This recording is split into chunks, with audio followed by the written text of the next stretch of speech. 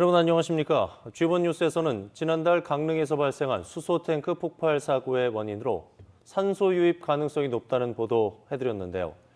사고가 있기 전에도 수소탱크 내부의 산소 농도가 기준치를 초과한 적이 있던 것으로 드러났습니다.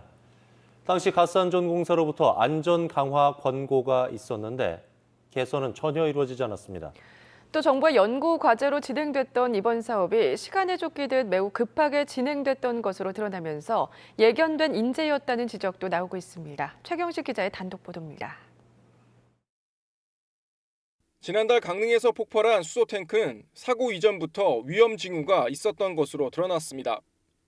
지원 취재 결과 시운전을 시작한 지 한 달도 채 안 된 지난 4월 수소탱크에서 한때 산소 농도가 기준치를 초과한 사실이 확인됐습니다.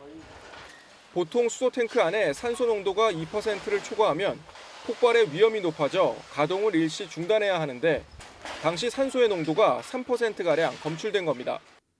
사건에 관해서 얘기를 하는 과정에서 좀 비정상적인 산소 유입이 있었다는 얘기를 들었고요.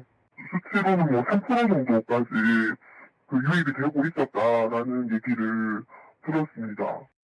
특히 한국가스안전공사가 당시 산소 농도를 줄이기 위한 필터 설치를 사업자 측에 권고했지만 사고가 있기 전까지도 조치되지 않은 것으로 알려졌습니다.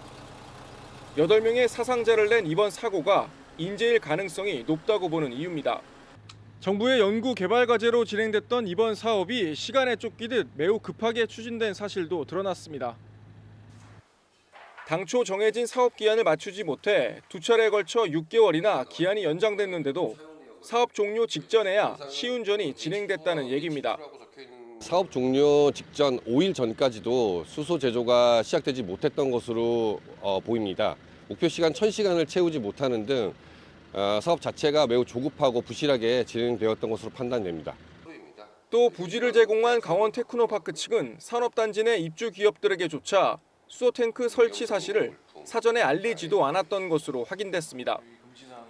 이번 사고가 난 수소탱크 3기는 높이만 8m에 달하는 대용량으로 제작됐지만 주변의 안전장치는 성인 키 높이의 철제 펜스가 유일했습니다. 지원 뉴스 최경식입니다.